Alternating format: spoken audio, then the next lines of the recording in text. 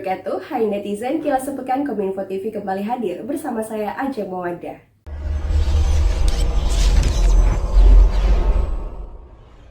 Netizen selain memiliki kompetensi dan keahlian, ASN harus dibekali pengetahuan perundang-undangan. Upaya ini untuk menunjang pelaksanaan tugas dan juga kinerja. Sosialisasi perundang-undangan bagi ASN yang digelar Bagian Hukum Sekretariat Daerah Kota Gorontalo dibuka Wakil Wali Kota Rian Farisankono.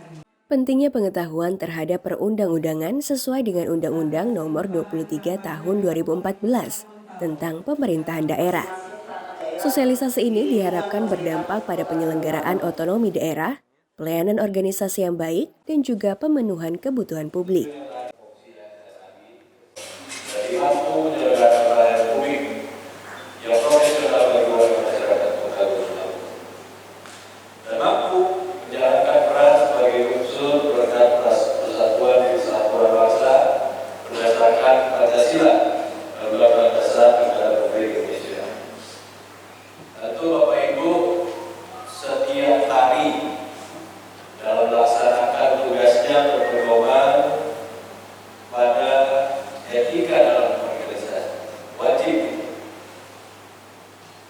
Bersikap dan berpedoman pada etika dalam organisasi, dalam masyarakat, serta terhadap diri sendiri dan sesama pegawai negeri sipil yang diatur dalam peraturan perundang-undangan yang berlaku. Karena sesuai dengan Undang-Undang 23 2014, KPK diketahui kita diberikan kewenangan yang seluas-luasnya untuk mengatur, untuk mengurus rumah tangga kita sendiri. Ini gimana kalau kita pemerintah daerah, kita mengeluarkan perda, juga mengeluarkan peraturan kepala daerah sebagai payung hukum dari semua peraturan yang mengatur kegiatan yang dilakukan oleh ASN. Netizen Kelurahan Leato Selatan menerapkan layanan dan transaksi digital. Penerapan ini sebagai tindak lanjut program Kampung Digital. Penetapan Leato Selatan sebagai Kampung Digital ditetapkan oleh kegiatan Sharing Session Kawasan Digital. Sharing Session Kawasan Digital merupakan hasil kerjasama Bank Indonesia dengan pemerintahan Kota Gorontalo. Kegiatan ini dalam rangka percepatan perluasan digitalisasi daerah. Program ini maksimalkan layanan yang efisien dan transparan, serta meningkatkan kepercayaan masyarakat terhadap pemerintah. Akan melakukan berbagai kerjasama layanan pembayaran dan juga penerimaan, seperti Bank Sudut Go, kantor pos, Bank Mandiri, serta jasa pembayaran melalui gudang voucher, dan ke depan kita akan membuka channel-channel lainnya melalui e-commerce dan juga jenis layanan transaksi non-tunai lainnya. Ini bagi kami merupakan langkah konkret, merupakan bukti bahwa pemerintah Kota Gorontalo secara penuh mendukung untuk melakukan percepatan pelaksanaan digitalisasi layanan pemerintah, serta digitalisasi transaksi pembayaran pajak daerah, retribusi, maupun transaksi digital lainnya di Kota Gorontalo. Tujuannya apa? Tujuannya peningkatan penerimaan pendapatan asli daerah, juga masyarakat yang bisa beradaptasi dalam layanan transaksi daerah. Netizen 55 warga dari 50 kelurahan menerima bantuan sosial usaha ekonomi produktif. Bantuan ini sebagai penambah modal usaha bagi warga yang memiliki usaha warung makan, kios, dan juga bengkel. Penyerahan bantuan sosial usaha ekonomi produktif yang digelar Dinas Sosial dan Pemberdayaan Masyarakat Kota Gorontalo. Beragam program bantuan sosial yang diserahkan kepada warga diharapkan dapat meningkatkan kesejahteraan serta mengurangi angka kemiskinan. Penerima bantuan ini merupakan warga yang terdaftar dalam Data Terpadu Kesejahteraan Sosial atau DTKS. Yang usaha warung makan, yang punya usaha bengkel, yang juga punya usaha-usaha lainnya, yang diharapkan setelah menerima bantuan ini bisa dipergunakan sebaik-baiknya. Karena saya dengar disampaikan ini sesuai diajukan sesuai proposal yang diajukan ya.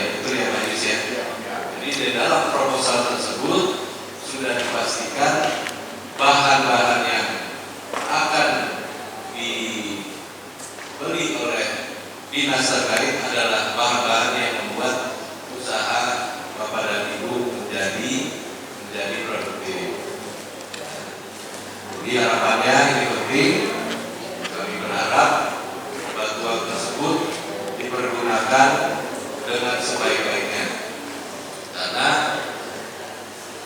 tidak ada yang tahu, siapa yang tahu ini adalah awal usaha Bapak Ibu bisa lebih progres ke depannya.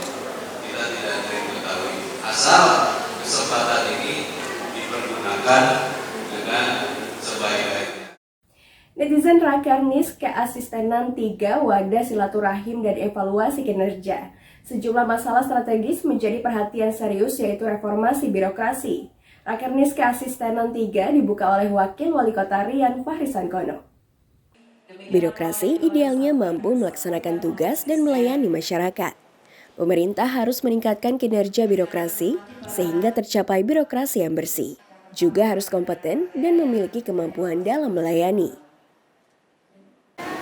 Yang besar bagi Keasistenan 3, satunya adalah reformasi birokrasi yang dilakukan sebagai upaya-upaya pembaruan dan perubahan dasar terhadap sistem penyelenggaraan pemerintahan kita agar lebih berdaya guna dan berhasil dalam membuka tugas pemerintahan dan pembangunan.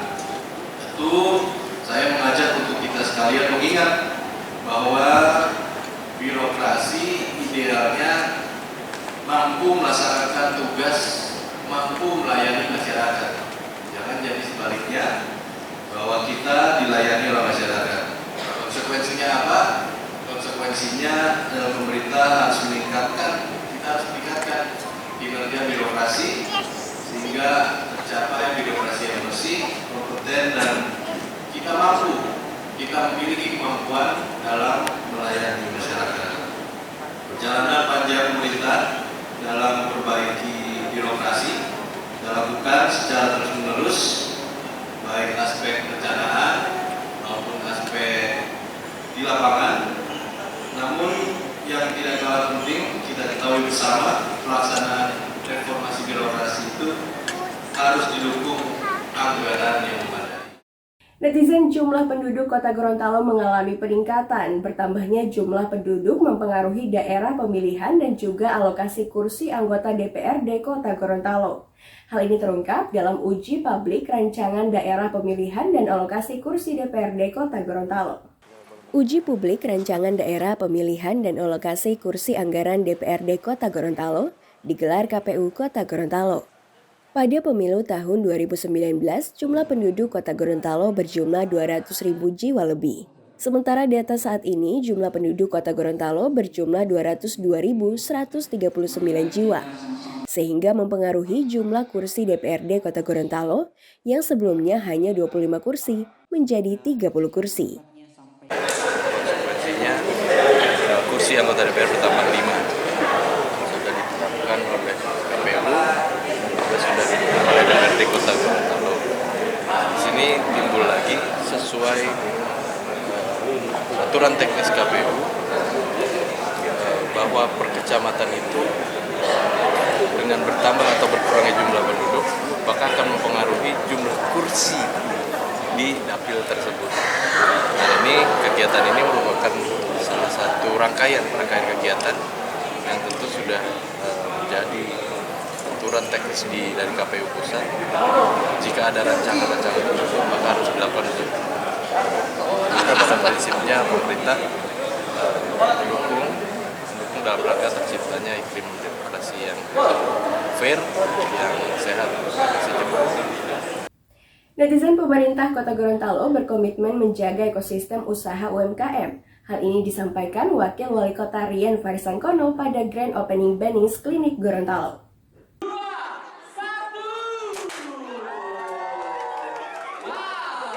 UMKM berperan penting dalam peningkatan ekonomi Kota Gorontalo.